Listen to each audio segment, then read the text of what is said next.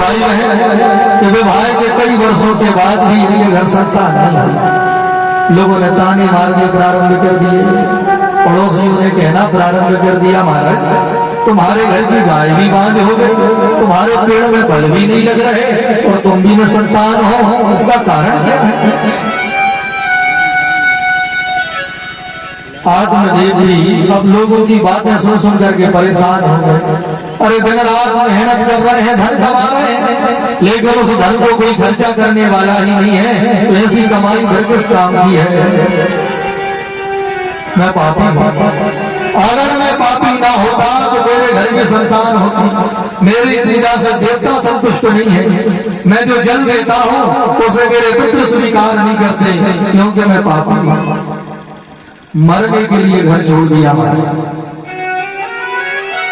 जंगल में अन्न जल त्याग करके पेड़ के नीचे बैठ करके जोर जोर से रो रहे हैं।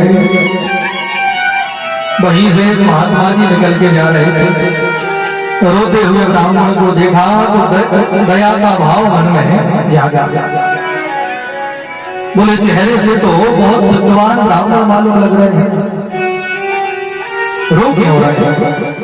तो जाकर के पूछा, कथम रोदसी विप्रत्वम काते चिंता बलीयसी बदत्वम सत्परम मह्यम स्वस्य दुःखस्य कारणम। हे ब्राह्मण क्यों रो रहे हो, हमें बताओ क्या संकट है? आत्मदेव जी ने कहा, महाराज क्या बताऊं, मैं इतना बड़ा पापी हूँ कि मेरे घर संतान ही नहीं है। मैं संतान होने से तो मर जाना ठीक है, मरने के लिए आया हूँ। महात्मा जी खूब हंसे, ब्राह्मण हो, वेदों का ज्ञान है, लेकिन फिर भी यहाँ बैठ के रो रहे हो। मुंच ज्ञानम प्रजारूपम बलिष्ठा कर्मणो गति। महात्मा जी ने कहा, भैया आज मैं कर्म की गति को पहचान गया। कर्म की गति बड़ी बलवान होती है। देखो बड़े बड़े ज्ञानी भी समय आने पर अपने धैर्य को खो देते हैं और संसार की माया में मोह में उलझ करके रोते हुए घूमते हैं। दूसरों को मार्ग बताने वाले ब्राह्मण रो रहे हो, इसके लिए बेटे के लिए आपको ज्ञान नहीं है। जितने आंसू बेटे के लिए बहा रहे हो, इतने आंसू भगवान के लिए बहाए होते तो यहाँ बैठ के ना रोना पड़ता। पंडित जी, जिसके घर जो नहीं होता वो उसी बात के लिए रोता है। किसी का अपना घर नहीं है, बेचारा किराए से रह रहा है, तो वो इसलिए रो रहा है कि मेरा घर बन गया। किसी का घर तो है लेकिन उसके घर में गाड़ी नहीं, बोले घर तो बना लेकिन मार्केट से बड़ा दूर है, एक गाड़ी और होती तो वो गाड़ी के लिए रो रहे हैं। जिनके पास घर भी है और गाड़ी भी है वो इसलिए रो रहे हैं कि हमारे घर में एसी नहीं लगा, एसी और लग गया। तो जिनके घर में बेटा नहीं है वो बेटे के लिए रो रहे हैं। जिनके बेटा बेटी की नौकरी नहीं लग रही वो इसलिए रो रहे हैं।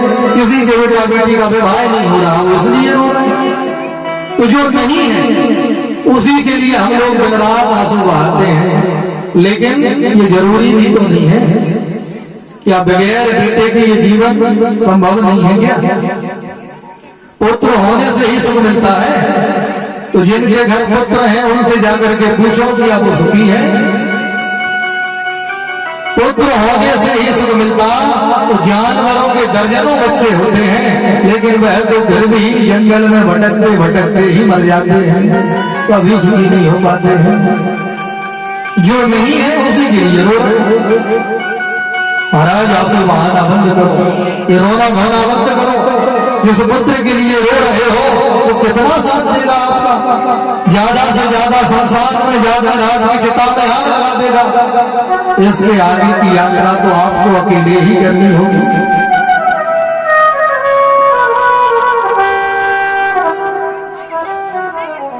पंडित जी ने कहा, लेकिन मैंने तो प्रण कर लिया, या तो मर जाऊंगा नहीं घर लौट के तभी जाऊंगा जब पुत्र प्राप्ति का वरदान मिल जाए। बहुत समझाया, महात्मा जी ने कहा माने, नहीं माने। बार बार अपने सर को जमीन पर फोड़ने लगे। महात्मा जी को लगा कहीं मर ना जाए, एक जो ब्राह्मण है मेरे सामने मरेंगे तो मुझे ब्रह्म हत्या लगेगी। तो अपनी झोली से फल निकाल के आत्मदेव को दिया, भैया उसे अपनी पत्नी को खिला देना, हमको भरोसा है तुम्हारे घर जरूर संतान होगी। प्रसन्न हो गए, प्रसन्न होकर के दौड़े दौड़े अपने घर आए और आकर के जोर जोर से आवाज लगा करके धुंधली बाई को बुलाया। धुंधली बाई को फल दे के कहा ये कोई साधारण फल नहीं है, इसे खाओगी तो पुत्रवती हो जाओगी, महात्मा जी ने कहा है। धुंधली बाई ने तुरंत फल लिया, बोले स्नान करके मंदिर में बैठ के खाऊंगी तो ज्यादा फायदा होगा। फल लेके भीतर चली गई, वो भीतर जाकर के हाथ में फल लेकर के मुंह लटका करके बैठ गए। फल को खाओ कि ना खाओ, फल अगर मैंने खा लिया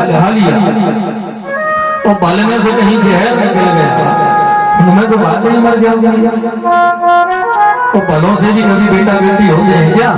हमारे पति देव सीधे साधे भोले भाले हैं, कोई भी पागल बनाकर कुछ भी दे देता है तो लेके घर आ जाते हैं। लेकिन मैं समझदार हूं, मैं इस फल को खाने वाली नहीं हूं। इनकी एक पड़ोसन नहीं जो बड़े धार्मिक स्वभाव की, इन्होंने भी बार बार समझाया बहन महात्माओं के वचनों में आश्रद्धा नहीं रखनी चाहिए। देखो महात्मा जी ने कहा है ना तुम्हारे घर जरूर बेटा होगा, तो वैसे भी फल तो हमेशा फायदा ही करते हैं, क्यों विचार कर रही है, खा ले फल को।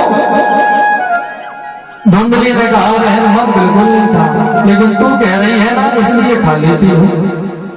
लेकिन एक बात बता, मैंने सुना है कि गर्भवती स्त्रियां ज्यादा घर का काम